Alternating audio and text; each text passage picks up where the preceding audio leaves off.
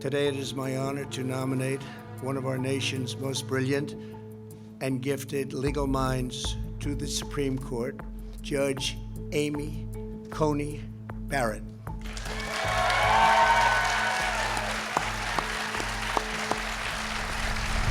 Le 26 septembre 2020, le président américain Donald Trump annonce le nom de sa candidate à la Cour suprême des États-Unis. Cette annonce intervient seulement 24 heures après l'enterrement de la juge Ginsburg, décédée une semaine plus tôt après plus de 27 ans à la Cour suprême. Une juge historique, devenue une véritable icône pour les progressistes américains. She stand up for everyone. Supported women, supported the LGBTQ community, and care about everyone's rights. Normalement, le remplacement d'un juge à la Cour suprême peut prendre jusqu'à plusieurs mois. Mais Donald Trump avance vite et ne veut pas rater l'opportunité de nommer un juge à un poste crucial. They set the whole course of the country, a very important position, the most important.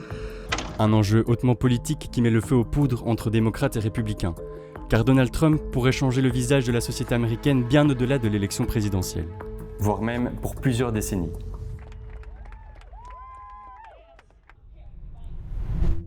Historiquement, les États-Unis sont divisés entre deux visions du monde. D'un côté, une vision conservatrice, souvent portée par le Parti républicain. De l'autre, une vision plus progressiste, souvent portée par le Parti démocrate.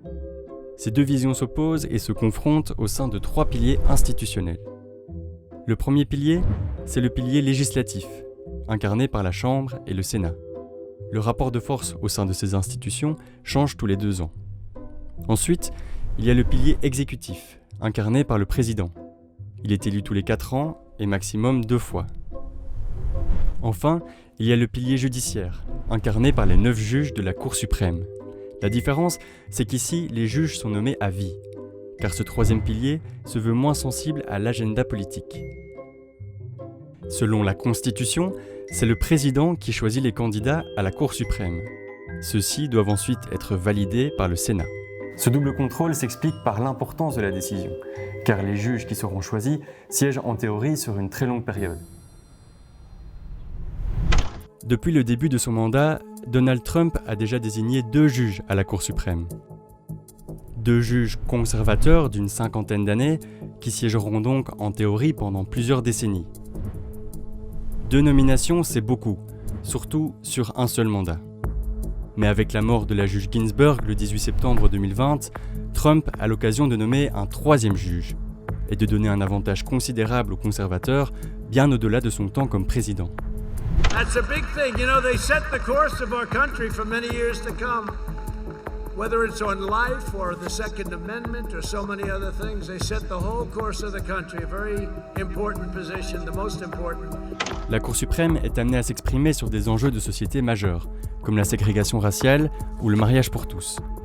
Un exemple historique date de 1973, l'arrêt Roe vs Wade, qui légalise l'avortement aux États-Unis.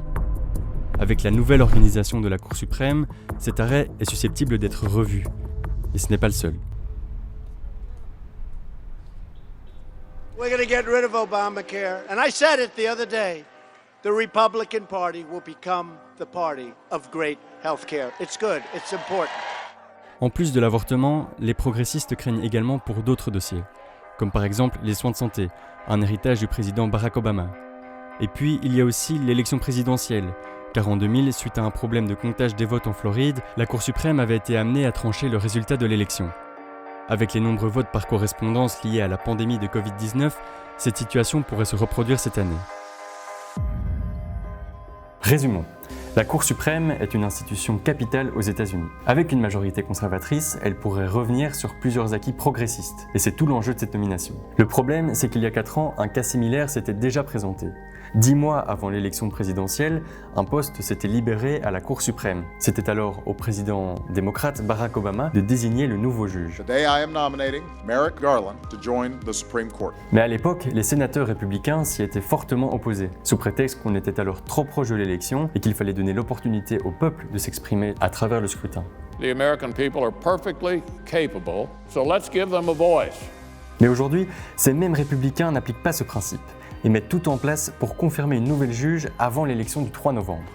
The job right now is for this well-qualified nominee to be processed in committee and voted on.